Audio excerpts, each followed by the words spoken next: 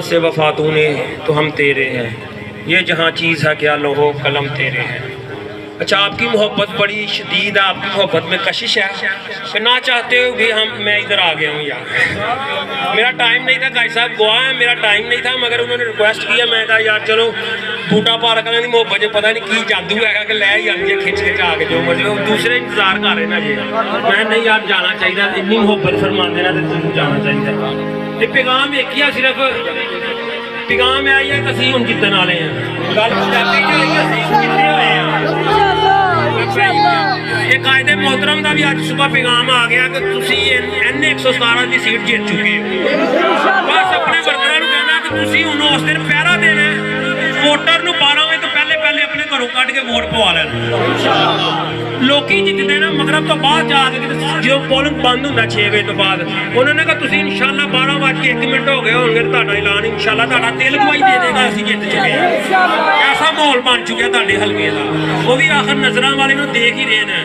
तो रह गया बाकी मसला बाहर जिथे गंद पिया होएगा इंशाअल्लाह ऐसा टाइम आएगा कि उत्थे फुੱਲ उगे होणगे इंशाअल्लाह।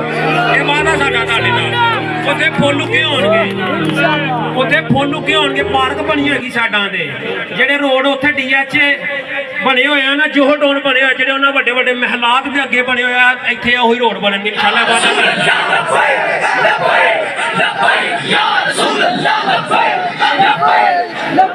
चाहे तुम्हें चीन जाना पड़े, इल्म हासिल करो, माँ की गोद से लेकर कब्र की गोद तक इल्म की इतनी ताकत है, इतनी कीमत है।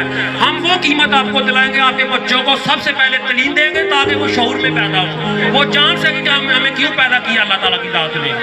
रोटी कपड़ा मकान आपका बुनियादी हकूक है, वो हम छीन के भी आपको दे देंगे इंशाअल्लाह। अल्लाह के फजल से इतनी ताकत है हमारे अंदर।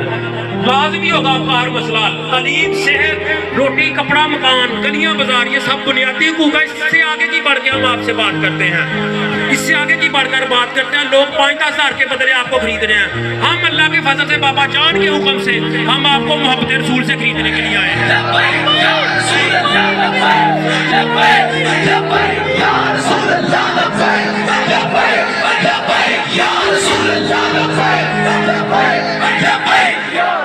अगर साढ़े नाल वध कोई कीमत ला सकता फिर विक जाना लाजमी है कि साडा तुहानूं खुली छूट है। अगर साडी मोहब्बत, साडे बाबा जान की मोहब्बत, नबी पाक सल्लल्लाहु अलैहि वसल्लम की मोहब्बत तो वध कोई कीमत लावे फिर नहीं विकना, जे घट लावे कोई फिर तुसीं नहीं विकना, फिर असीं तुहाडे खरीदार हैं। क्योंकि मंडी लगी है ना, मंडी 'च वही जितेगा जिहड़ा कीमत वध लाएगा। साडी कीमत मोहब्बत रसूल, इश्के मुस्तफा, नमूसे रसालत ते पहरेदारी, ताजदारे खत्मे नबूवत ते पहरेदारी है साडी कीमत जे। ते उन्हां दी कीमत जे खत्मे नबूवत ते गद्दारी, नमूसे रसालत ते गद्दारी, आसिया मलूना नूं बाहर भेजना, मरज़इयां नूं भैन भरा देना, यह उन्हां दी कीमत है। वो सिर्फ 5-10 हज़ार तुहानूं दिखलावे वास्ते दे रहे हैं। कीमत उन्हां दी असल है जिहड़ा तुहाडे वोट नाल जित के फिर वो काम करते हैं। तुसीं अज अपना वोट उन्हां दे मूँह 'चों खो के निज़ामे मुस्तफा वास्ते देना है। उस दिन तुसीं अपने